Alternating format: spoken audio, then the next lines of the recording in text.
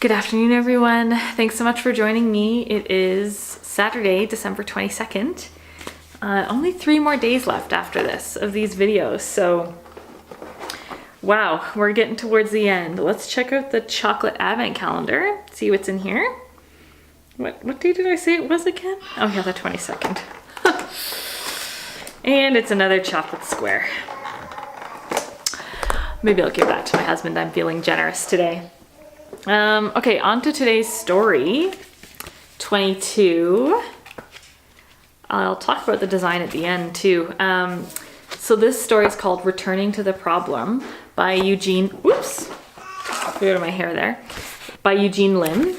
And according to the bio on the back, I've never heard of him before.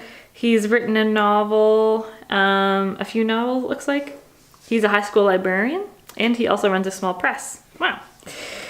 So he's clearly a busy guy. This story, I actually ended up reading it twice because I was waiting for an appointment at my dentist office and I figured I'd give it another go. Reading it twice didn't necessarily answer any questions I had the first time around, but it did make my perceptions a little clearer of what I thought it was about. I think it's ambiguous on purpose. Basically, it kind of starts with the idea that including like a political view or like focus on a particular issue in fiction can be off-putting to some readers, and it can be really difficult as a writer. Like, they don't want it to seem too didactic, so it's better to like show these things through your characters. And then it switches to a first-person perspective of someone who is like in some sort of jail and he's being tortured, which is I think what the stripes are about. You know, they kind of mimic jail bars, like on a cell. And so basically this person says they don't even know if they're a man or a woman. You know, they've been so kind of broken down by this torture, and the country says that certain forms of torture are not allowed, although they also bend their own rules. And then there's kind of like this sort of like poetic refrain at the end of some sections, and the words kind of get changed up, but basically it's talking about like racism winning or racism returning. And then we return to like another first person perspective of a man who is just talking about mundane things with this friend, and they're talking about family members, some who may have committed suicide, and the idea of racism keeps coming up. He mentions that him and his friend avoid talking about the current racist president, which is of course a reference to Donald Trump. And again, this idea of like racism winning or racism returning, like it's a cyclical thing, kind of keeps coming up. And there's a really poignant line that I want to read to you guys. It says, "There are places where life is cheaper than other places. Everywhere it is just as fragile, but in some places it is dearer, and in some places it is cheaper." And I thought that was really, I thought that was really well said, because I think I do feel that way, that, you know, life is kind of put on a pedestal in certain places compared to others.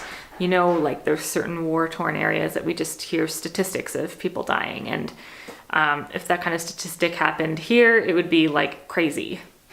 So for instance, there was a storm on the West Coast a few days ago where one person died from a tree falling.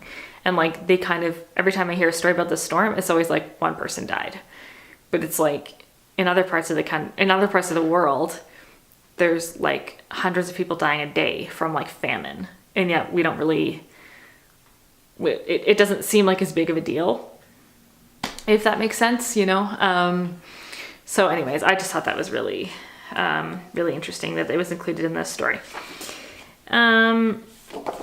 So as I said, I think the author was ambiguous on purpose, because he's just really trying to get us to think.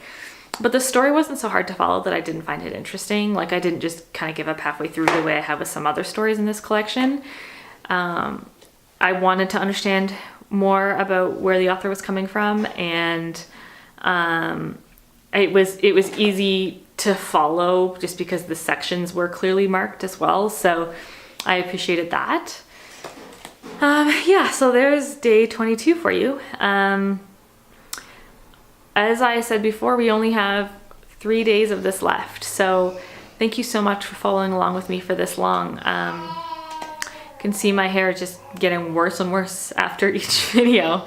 I definitely need to wash my hair today. I've got this like festive gold scrunchie in it. Yeah, scrunchies are back in, guys. Not that you should ever follow this YouTube channel for any sort of fashion or makeup advice, because that is literally the opposite of advice you should be taking from me. I clearly do not know anything along those lines at all. Never take fashion advice from these videos or this channel, ever. Yeah, thank you so much for joining me, and I don't know where Smokey is. She's not around right now. She might be upstairs sleeping. I'll speak with you guys tomorrow on December 23rd. Bye.